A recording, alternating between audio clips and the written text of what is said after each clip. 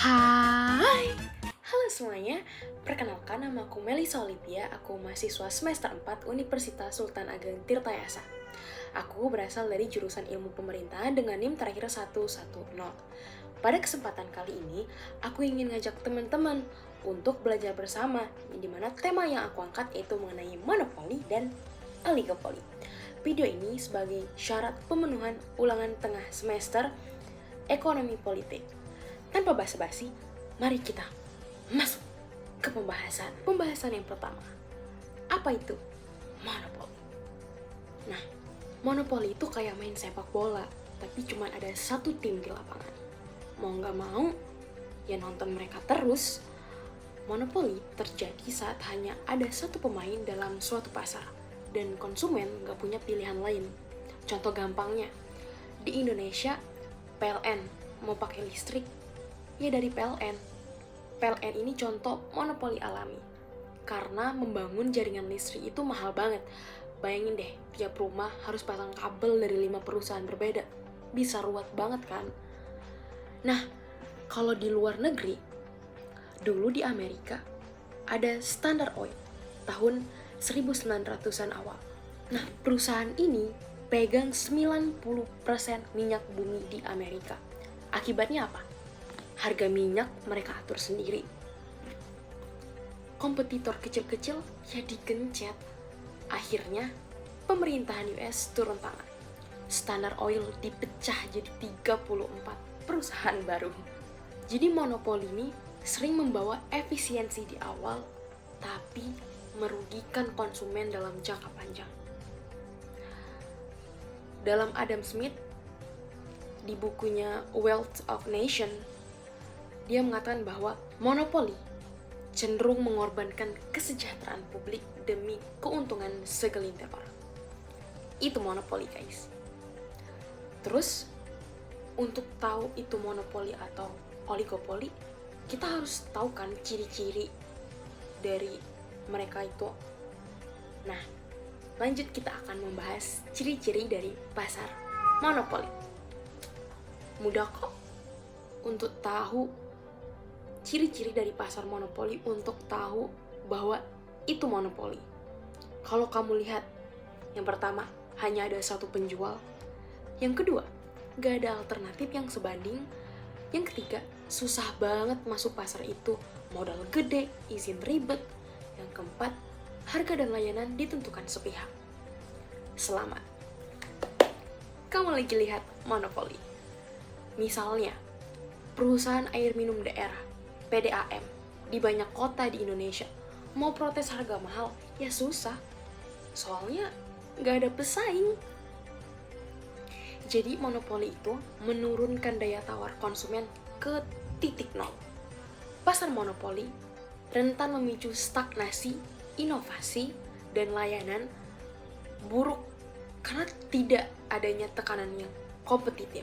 Terus, setelah kita tahu ciri-ciri dari monopoli, kita harus cari tahu dampak dari monopoli ini apa sih? Aku bakal kasih tahu kalian apa dampak dari monopoli. Ketika kita membahas apa sih dampak dari monopoli, nah muncul pertanyaan, monopoli itu selalu jelek atau enggak sih? Jawabannya, enggak selalu. Kadang, monopoli itu perlu, terutama di sektor vital, kayak listrik, air, atau rel kereta. Kenapa? Ya karena lebih murah kalau satu perusahaan besar yang urus semua, daripada banyak perusahaan kecil berantem berebut pelanggan.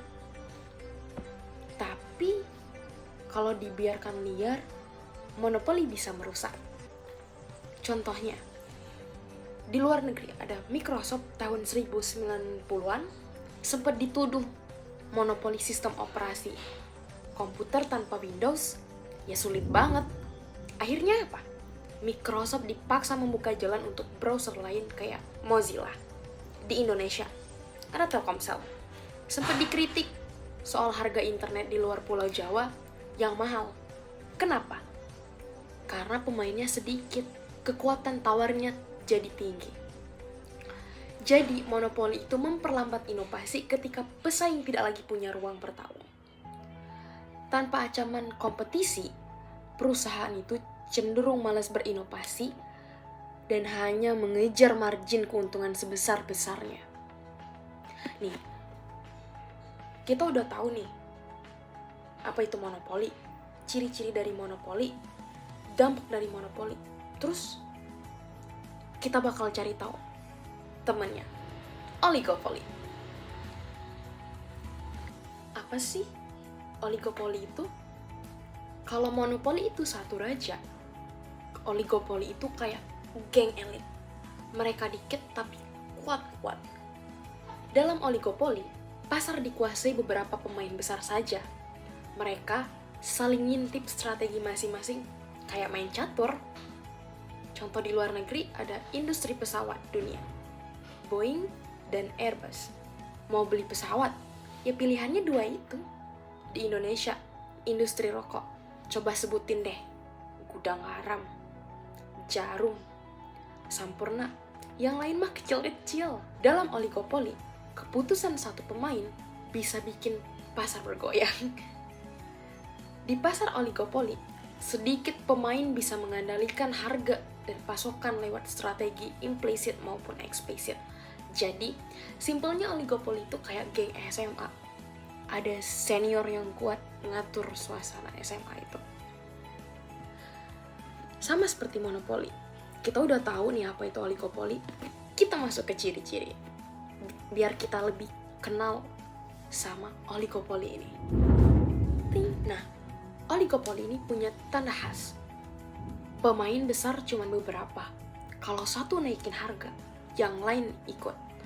Persaingan bukan soal harga, tapi soal iklan, branding, gimmick. Misal, lihat provider internet di Indonesia. Paketnya beda tipis, fitur juga mirip-mirip. Yang rame justru promo dan bonus kuota. Jadi oligopoli itu menciptakan persaingan ilusi, bukan persaingan harga. Persaingan dalam oligopoli lebih sering bergeser ke aspek non-harga, menciptakan ilusi pilihan bagi konsumen. Terus dampaknya apa sih teman-teman? Oligopoli bisa jadi pedang bermata dua. Positifnya, pasar lebih stabil. Tapi negatifnya, harga bisa bertahan tinggi. Industri otomotif di Amerika, Ford, GM, Chrysler, pernah diduga kompak jaga harga tetap mahal pada tahun 1950-an. Di Indonesia juga ada kasus kartel semen tahun 2016. Beberapa produsen ketahuan atur harga supaya semen tetap mahal. Oligopoli tanpa pengawasan bisa diam-diam menjadi kartel. Oligopoli meningkatkan risiko kolusi yang membebani konsumen lewat harga lebih tinggi dan pilihan cuma sedikit. Jadi oligopoli itu kayak temen nongkrong. Asik kalau sehat, berbahaya kalau mulai curang. Tapi tenang aja teman-teman, ada kok upaya untuk mengawasi monopoli dan oligopoli. Supaya pasar tetap sehat, negara itu perlu waspada. Di Indonesia, kita punya KPPU, Komisi Pengawas Persaingan Usaha. Tugasnya apa sih? Tugasnya yang ngawasin merger, kartel, dan monopoli liar. Misalnya, KPPU pernah hukum Garuda karena ketahuan atur harga tiket pesawat. Di luar negeri, pemerintah Eropa pernah denda Google miliaran euro karena praktik monopoli. Tapi, tantangannya makin berat. Karena sekarang monopoli itu bukan cuma barang. Sekarang yang diperebutkan adalah data dan intensi kamu. Di era digital, monopoli bersifat lebih halus dan tersembunyi. Di era digital, perusahaan besar menguasai bukan hanya pasar, tapi juga kehidupan pribadi kita. Jadi guys, lain kali pas kamu klik beli di aplikasi atau pilih provider internet, coba tanya ke diri sendiri, ini pilihan gue atau pilihan yang udah dikurasi buat gue? Karena kadang kita bukan cuma konsumen, kita bagian dari pemain besar yang diatur segelintir pemain raksasa. Tapi jangan sedih, dengan tahu triknya kita bisa lebih kritis, lebih pintar milih, dan lebih bebas dalam dunia yang penuh jebakan pilihan palsu.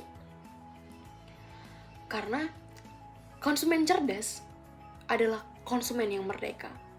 Seperti kata Eleanor Roosevelt, kebebasan sejati tidak datang dari pilihan palsu, melainkan dari pemahaman dan kesadaran akan pilihan itu sendiri. Gimana teman-teman? Seru nggak pembahasan kita kali ini? Kalian udah ngerti nggak mengenai monopoli dan oligopoli? Aku membuka banget buat diskusi kita di kolom komentar. Bagi kalian yang mempunyai pendapat atau kritik terhadap yang udah aku paparin tadi, kalian boleh komentar. Jadi, bagaimana dengan judul aku kali ini? Monopoli dan oligopoli. Siapa yang mengatur pilihan kita? Siapa teman-teman? Terima kasih untuk kalian yang sudah menonton video ini. Bye semuanya. See.